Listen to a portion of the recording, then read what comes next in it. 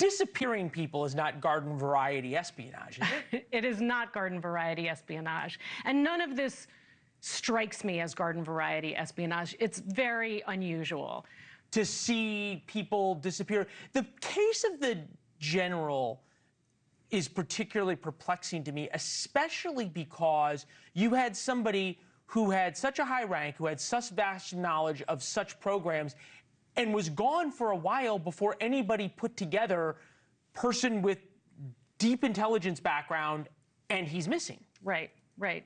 I think it's important, though, to consider he had this deep intelligence background, but what really was his access to information right now? That's something we have to ask ourselves. And as I look at these different cases, I think we have to be careful not to connect dots when they might just be a bunch of dots. Right. No, and that's, I think, one of the problems with the internet sleuths that have taken people who killed themselves, somebody who obviously died from a medical cause, people who OD'd, and then connect them to these missing cases, which seem all the more sort of bizarre, for lack of a better term, never exactly ones for, shall we say, sanguine analysis. Politicians on Capitol Hill see some kind of conspiracy as well.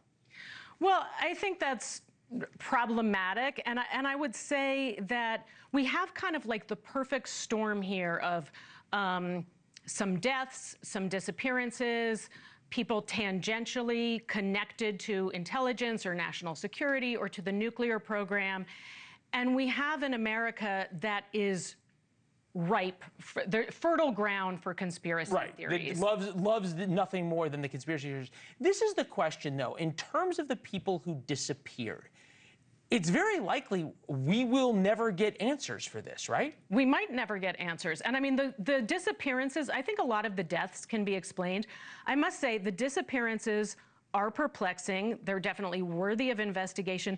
When anyone who has or had access to top secret or special access programs suddenly disappears, there has to be an investigation. You have to ask why, because the risk of not asking why but do you have to prove the negative? Do you have to prove that nothing bad happened? Or is it as simple as to say, hey, sometimes people go for hikes and they don't come home? Is that enough of an answer? Well, I mean, I think there has to be a thorough investigation. But at the same time, you know, I had the thought that, you know, what if this were all part of an elaborate psyop, which I don't necessarily think it is, but I do think it begs the question, are we, Americans, doing the work of our foreign adversaries for them? Because part of the work of our foreign adversaries has always been to sow distrust and fear in the American public, distrust of institutions, distrust of our intelligence organizations. And we're kind of doing that work for them. We're so, you know, divided and so suspicious. many of these accounts, we later find out, that are perpetrating these are foreign accounts. That's absolutely and true. Amplifying this. Yes. All right.